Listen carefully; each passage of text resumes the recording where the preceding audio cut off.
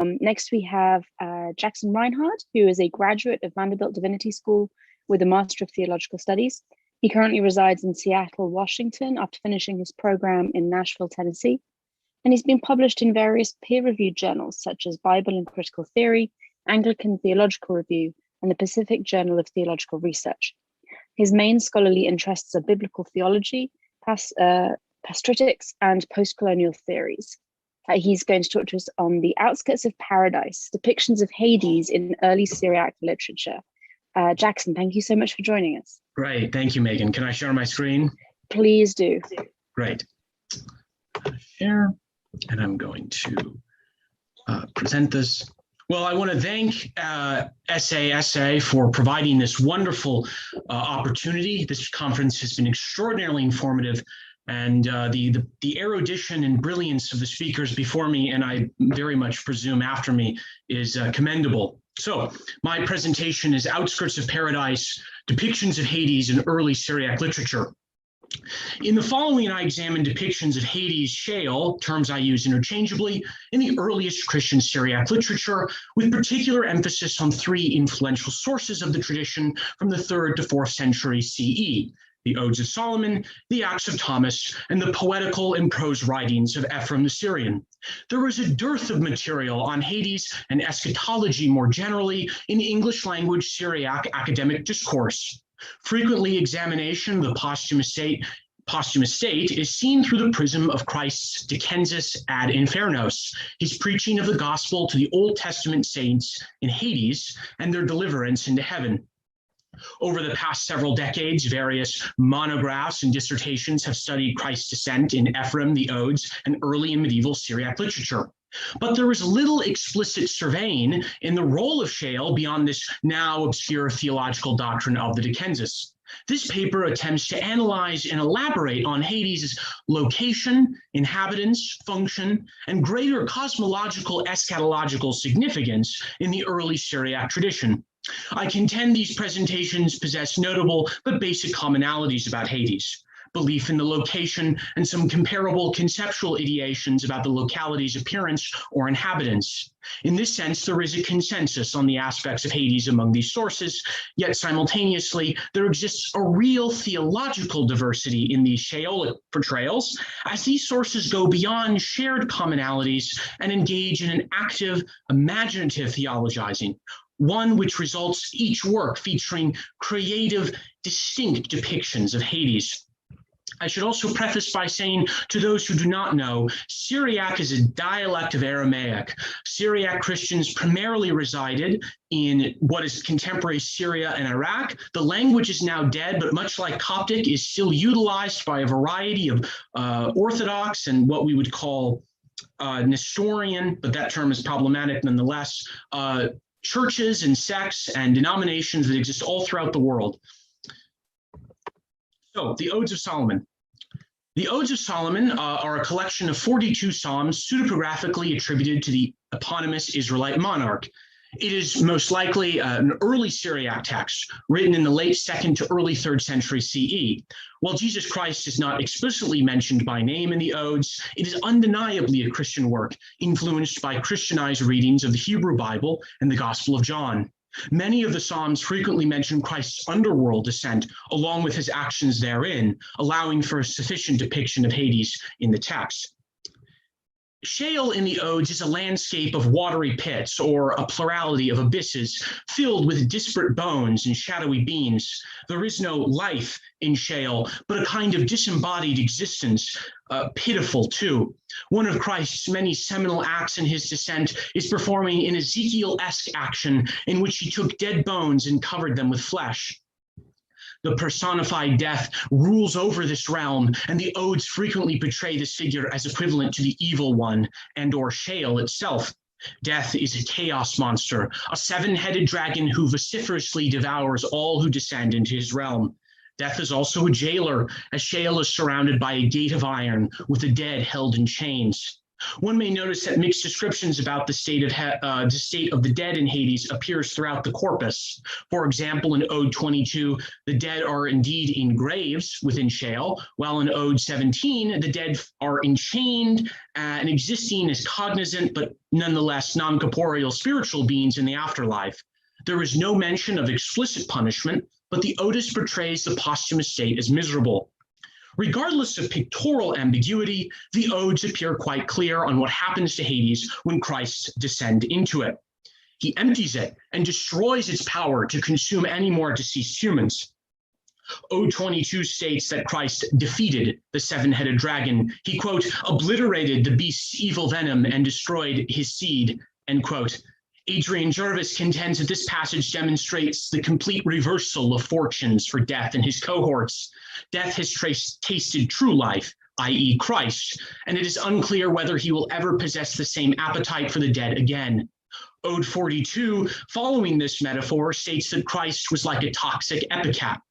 Quote, I have been vinegar and bitterness to Sheol, which not only led Death to eject Christ, but shattered the power of this subterranean realm. Ode 17 details the utter destructiveness of Christ's descent to the whole physical geography of Sheol. Quote, I shattered the bars of iron, for my own shackles had grown hot and melted before me, end quote. This is Christ speaking. All that was closed becomes open, those bound now untied, and the dead are giving the living knowledge of, quote, the resurrection through his love, end quote. Thus, the Odes of Solomon cast Christ's descent as an extremely disruptive moment in eschatological history. Jervis writes that it signals the totality of Death's defeat, as Christ's salvific descent is comprehensive, final, and definitive. The Odist emphasizes universality and the finality of Christ's victory, in which, quote, not a trace of death or his loathsome abode is allowed to endure, end quote. Jervis argues that this is not only an improvement on the existing scheme, but a complete overturning of everything that had gone before. The power of death to hold the dead in his realm is totally devastated by Christ. We must be careful drawing any too fine conclusions because the ode features varying depictions of Hades, seemingly in conceptual conflict with each other. Nonetheless, the Odes portrays this ghastly, watery location as having been weakened, destroyed, and or reduced to emptiness after the descent. It thus seems reasonable to conclude that Hades plays little or no role in the posthumous existence of not only believers, but all people post-descent. Whether this implies any sort of soteriological universalism in the Odes seems impossible to firmly determine based on what is within the texts themselves. Continuing, the Acts of Thomas is a New Testament apocrypha detailing the missionary exploits of Thomas Didymus, the twin brother of Jesus Christ, who was apostle to the East, i.e. contemporary India. The provenance of the material is Syriac, with Bruce McCarran noting that, quote, it was composed in the Edessene area at the end of the 3rd century CE, end quote. The work was popular in late antiquity, finding support among both Orthodox and Manichaean Christians, the latter whom primarily valued the narrative's ascetic teachings. Indeed, the theme of asceticism is heavily apparent within the Acts, as Thomas calls upon recent converts to live a life of bodily rejection and celibacy. Throughout the narrative, the apostle breaks up weddings, commands chastity, and encourages extreme frugality, thrift, and charitable giving. Sebastian Brock, the foremost Syriac scholar alive, frames asceticism within the Acts as dualistic, oriented towards salvation of the participant. He writes, the basis of the Acts teaching consists in the contrast between the corruptible body and the soul, alone capable of incorruptibility. All that pertains to the body is to be rejected on the grounds that such things, being corruptible, are liable to hinder the soul in attaining its goal of incorruptibility. The ascetic life thus becomes an essential step in the road of salvation, end quote. Asceticism, which dominates the theology of this apocryphal history, provides an essential context for understanding the portrayal and function of Hades within the text. It is those having unrepentantly corrupted their souls through carnal sins who are doomed to vile torment and annihilation. The depiction of Hades within the Acts of Thomas is far closer to notions of hell that populate Western consciousness. The description begins in the work's 6th act, entitled The Young Man Who Killed the Girl. In the narrative, many ask the Apostle Thomas to investigate the case of a man whose hand mysteriously dried up while taking Eucharist. The youngster reveals that his girlfriend was trying to copulate with him, even though he desired to live a chaste and pure life. After falling to the temptation of the woman, he kills her. Thomas goes to the girl's corpse, and after performing a long supplication to Jesus, is able to resurrect her. Afterward, the apostle asks the maiden what she experienced while dead, to which she provides a long, elaborate digression of the inner working of Hades. She first meets a man who was, quote, hideous, with a black body, his clothes filthy, end quote. The strange character takes the girl to see a place full of pits that are stinking smell. The first pit is filled with blazing fires, which smolders a multitude of bodies. The black figure remarks to the girl, quote, into the torment are destined to come those souls which transgress the law, which change the union of intercourse that has been appointed by God, end quote. Elsewhere in this hellish landscape, there are those, quote, being given over to evil spirits and shall be for mockery and derision, and retribution shall be extracted from them, end quote. Some transgressors have sinned so mightily that they shall go into torment, which is worse than burning or demonic irritation. After touring these tortures, the black man takes the girl to a dark, foul-smelling cavern. In the cave, quote, the prison of souls, when the chastisement of each of them is finished, another come in its place, end quote. Some prisoners are, quote, wholly consumed, end quote, while others are handed over to other tortures. Some of these demonic torturers ask for the black man to immediately hand over the girl for them to torment, but the guide remarks that he will, quote, not give her to you because I am afraid of him who delivered her to me, and I was ordered not to leave her, end quote. The black man takes the girl to the entrance of Hades, where he then says that she is one of the sheep that has gone astray. After hearing this story, Thomas speaks to the amazed crowd, quote, ye have heard, my children, what this woman hath said. Unless ye are converted to the truth which I preach, and restrain yourself from evil deeds, your end will come to these torments, end quote. With that impromptu sermon, the masses repent and begin to believe. In the Acts of Thomas, Hades is a place of punishment for earthly, temporal, and almost entirely sexual wickedness. The realm has different sections that perform various types of torment for, it is implied, differing degrees of sin. Contrary to later Occidental medieval conceptualizations, the torment in this place is not necessarily eternal. While it can last some time, one assumes eventually the sufferer is wholly consumed.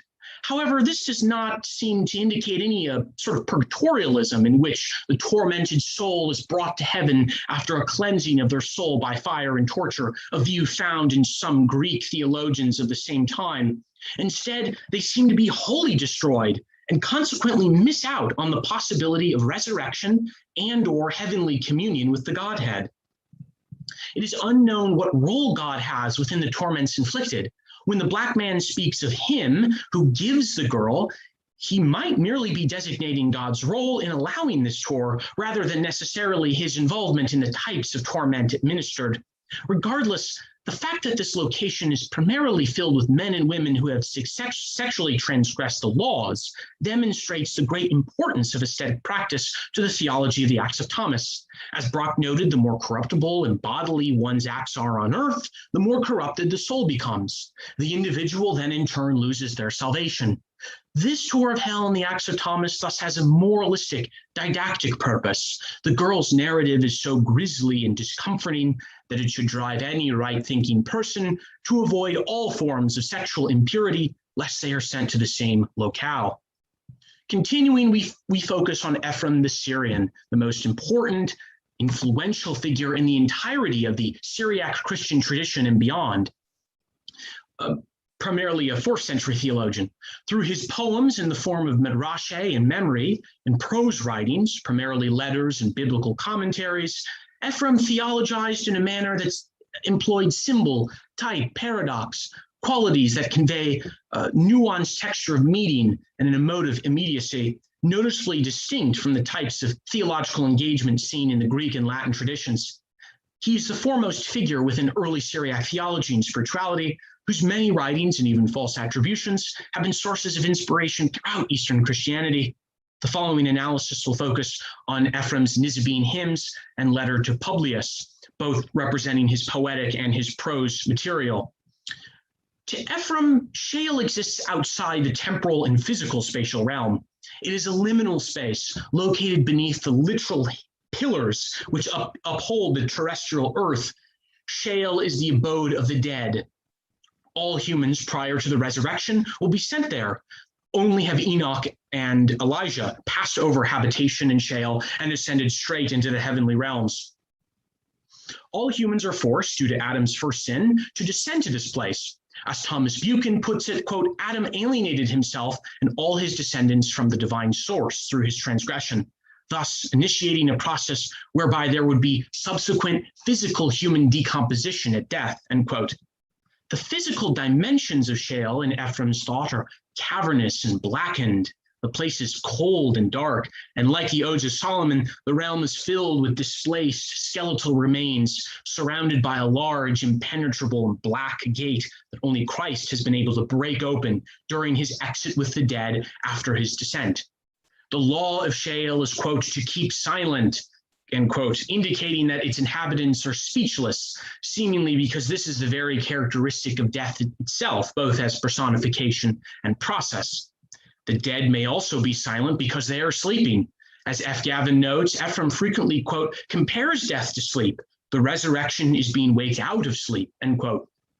Ephrem writes, quote, behold, sleep shows us how temporary is Sheol, for the morn wakes the sleeper, end quote.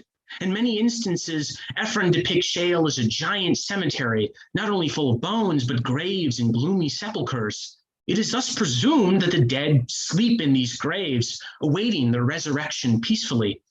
Throughout his prose and poetic writings, Ephrem mentions numerous inhabitants of Hades, particularly from biblical history, yet he gives great attention to its overlords. The ruler of the location is the personified death, who Ephrem describes as having both a throne in Sheol and the place functioning as his stomach. The role of Satan and his relationship to death is a bit more ambiguous. Ephrem is not clear on whether Sheol is Satan's continual abode and what his role and function therein exactly is. It appears that the evil one resides primarily in Gehenna, but is able to transverse across the visible and invisible cosmos, with the possible exception of heaven. The ambiguity concerning Satan appears to leak into Ephrem's characterization of death. In some locations, death is Satan's ally. They rejoice together, while the former provides counsel to the latter in moments of nefarious plotting. As Buchan remarks, Ephrem, quote, sees Satan, sin, Sheol, and death as equally complicit in the exploitation and oppression of humanity, end quote. Elsewhere, however, death seems opposed, even hostile to the machinations of Satan. In a dialogue between Death and Satan in Nisibene hymns, the former states, quote, I am he that rescues from thee the evil one, the sons of men, end quote. Later in the Nisibene hymns, Death questions why humans even weep over their dead when he has provided the deceased rest from sorrows and sins. Death is also portrayed as a just, impartial, guileless consumer who takes what is only rightfully given to him. Thus, Ephrem's depiction of death vacillates from co-conspirator against the Lord's reign to one who has, quote, gotten thy might from God, end quote. Related to the occasionally redemptive attitude towards death, the most distinct element of Ephrem's concept of Hades is how positive he casts the posthumous realm. While his physical descriptions appear quite gloomy, putrid, miserable, the place is nonetheless one of restful slumber, tranquility, and general egalitarianism. There is no hierarchy or social distinctions. All are sent to Sheol upon death, where they sleep peacefully until the final resurrection. No individual receives greater or lesser comfort. A refrain in the Nisibene hymns is, quote, happy are ye silent dead. How tranquil are ye, as they are, quote, freed from misery, end quote. Most shockingly is Ephrem's comparison of Sheol to heaven. He writes, quote, it is Sheol and heaven alone that are removed from all sins, end quote. He contends that regardless of which spiritual path one will go on in this life, they should not fear the next. Quote, He, therefore, that is prudent will either go up into heaven, or if that be too hard, will go down to Sheol, which is easy, end quote. While Ephrem Sheol is not a picturesque locality, it is free from torment, suffering, and the challenges which make earthly living arduous. Yet only during temporal history is Sheol populated. The dead will physically depart from their entombed slumber in the final resurrection, leaving the entire realm empty afterwards. After this general resurrection and judgment, Gehenna is the destination of unrepentant sinners. Torture of the damned is reserved for Gehenna in Ephrem's eschatology rather than Sheol.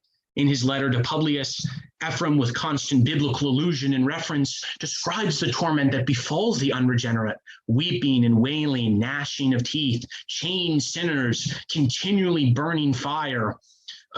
The Nizabin hymns reiterates these fiery torments, mentioning those who have big rocks on them with the smoke from the fire burning their eyes in perpetuity.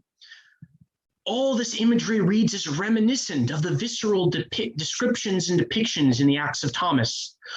Also, somewhat like the Acts, Ephrem describes the punishment in Gehenna as only potentially eternal. While the inhabitants in Sheol are dead asleep and thus lack a conscious will, hence Ephrem does not believe those in Sheol can repent, those in Gehenna are awake, resurrected, thus possessing a degree of volition. It is in Ephrem's theology of Gehenna that there is the possibility of repentance and restoration. This possibility is seen throughout Ephrem's writings, such as in the Nizabin hymns, when he writes, quote, "Hell in mercy shall be emptied," end quote. Elsewhere in his commentary on the Diatessaron, which is a collation of the Gospels, he notes that, quote, "When one will have made retribution in Gehenna, God will reward him for this in the kingdom," end quote. It thus appears that the inhabitants in either Sheol or Gehenna, to Ephrem, are only temporary waiting rooms until entrance into paradise in some potential conclusion. In conclusion, it appears that while every work agrees on the foundational elements of Hades, its location, entrance by Christ, and temporality, which this may itself constitute a kind of basic consensus on the doctrine. Yet there is rarely any commonality concerning Sheol's broader function and greater eschatological significance among these early foundational influential texts. The sources feature elaborate and distinct theological, pictorial, imaginative creations regarding Sheol's inhabitants, whether it be sinners, all of humanity emptied, Sheol's inner workings, be it torture or tranquility, Sheol's visualities, watery, inflamed, kind of silent, and gravy, cemetery-like, and then Sheol Hades rulers, whether that be kind of implicitly God, the evil one / Satan, death personified, whether death personified is just or as a chaos monster. These diverse engagements with Hades indicate that early Syriac theology, even when sharing ideational commonalities and even potentially being conditioned by general doctrinal consensus and or cultural literary contexts, was nonetheless able to conceptualize the manifold potentialities and possibilities freely and poetically of a given theological notion like that of the afterlife. Future research may examine if this diversity and theological attitude towards consensus doctrines continues in later depictions of Hades by other influential Syriac theologians and texts continuing in the early, medieval, and later period. Thank you so much. Thank you. That was really, really interesting. I must confess I have very little background knowledge on Syriac anything. So thank you for sharing your research with us. We had a brief question in the chat. Someone is asking, it makes me wonder if the author of Revelation thought that death was a literal entity, and quotes, and death and hell were cast into the lake of fire. It may be not something you've considered, but what would your thoughts be on that? Well, there are definitely, I can't speak to Revelation, but there are definitely moments, particularly within the Hebrew Bible, where Sheol is both portrayed as a place But then there are other instances where Sheol is portrayed as this hungry, devouring, personified entity that's constantly feasting for humans, for the dead. So there, I think anytime one approaches biblical and patristic and early Jewish and early Christian data on the afterlife, the posthumous state, there's always going to be a lack of uniformity. There's going to be a multivocality to it. And that's the kind of what I'm trying to portray is that multivocality is not a result of just people coming to the texts with their own ideas, independent ex nihilo of others, but even when there are these shared notions and similarities, there's this fascinating creative energy amongst these writers that take these ideas into different directions. And so again, I'm sorry I can't speak to Revelation specifically, but there are instances throughout the biblical corpus and later where death and Sheol is personified. Wonderful, thank you. Thank you. So that is the end of this session. Thank you very much to all of our presenters. It's been absolutely fascinating and very enjoyable. In just 5 minutes, we are going to get started with our first roundtable discussion. So we'll take a brief break. If you have not filled out the survey that is on the Save Ancient Studies webpage, then we would appreciate it if you took those 5 minutes just to fill the survey out. The web address is saveancientstudies.org/virtual-conference. You can click on the link there. The survey will take you maybe 5 minutes to fill out, but it will really help us to make more and better content for you if this is something you're enjoying. And as a reminder, we are taking donations. Save Ancient Studies Alliance is a non-profit, and they do rely on fundraising like this to continue their good work. So if you would like to make a donation, then you can go to the Save Ancient Studies website. And the webpage again is saveancientstudies.org/virtual-conference, and you can make a donation through there. We'd be very grateful for anything that you can spare. And we will be back in about 5 minutes with our very first round table.